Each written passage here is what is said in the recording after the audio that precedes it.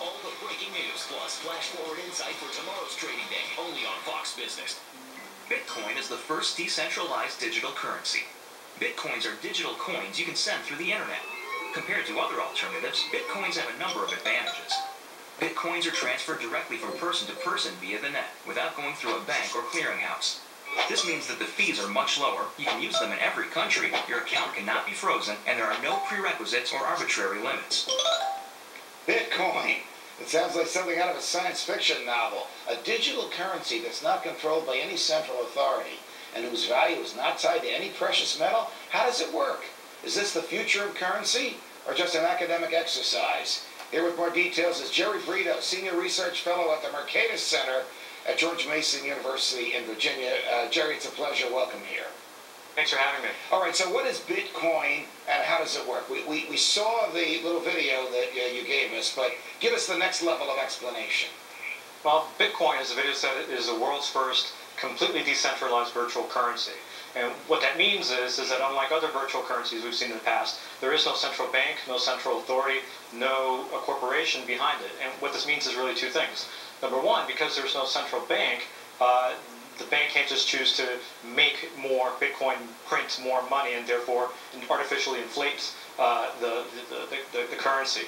The second aspect of it is because there is no central bank and actually no intermediary whatsoever, it means that if the government wanted to shut it down, wanted to prevent you from conducting a transaction, they have nowhere to go. It's like cash. It's untraceable. It's basically anonymous. All right. Does this go on as we speak? Are people in Florida selling goods to people in London, and are they being paid in Bitcoin? Absolutely. There are dozens and dozens of vendors that accept Bitcoin. There is a restaurant that is a Mediterranean restaurant right there in New York City that accepts Bitcoin. I know that the Howard Johnson near Disneyland in California accepts Bitcoin.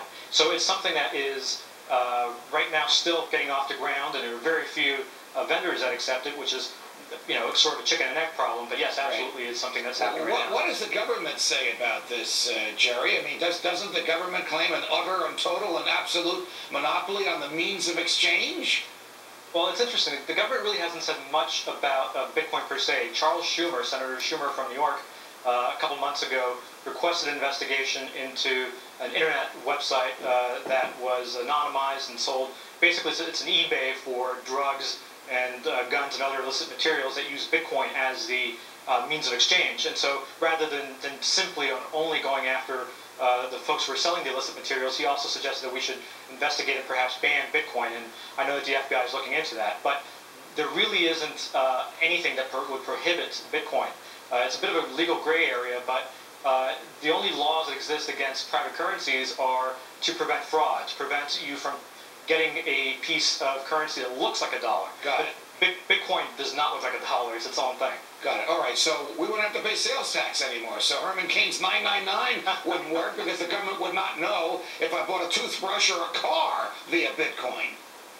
Well, it's interesting. It's the same situation you have with cash. Hopefully, you would think that even if somebody like Amazon.com were to accept payment in Bitcoin, that they would collect the sales tax due for their estate. Let's say I wanted to do this. I mean, how would I start? How would I get a Bitcoin account? At some point, do I have to give them cash or gold or something of value in order to amass this stash of Bitcoins? Well, the first thing you do is you can go to bitcoin.org, and you find lots of information there about how to get started. But yes, there are two ways you can get Bitcoin. One is, just like you would buy yen or euro or any other currency, you could just trade in some dollars for some Bitcoin. And there are several Bitcoin exchanges online that will do that for you. The other way you can get Bitcoin is by mining it, essentially. Just by being part of the Bitcoin network, which is a peer-to-peer network, you're contributing your computer's computing resources to the network. And as a result of that, every once in a while, you would get some Bitcoin just for your efforts. All right, now I want you to make me this promise. When you come to New York City, you and I will go to this Italian restaurant that accepts Bitcoin. Can we do that? Absolutely. I'll get my iPhone and we'll do it. All right. Jerry Brito, it's a pleasure. Thank you for joining us. Thanks for having me.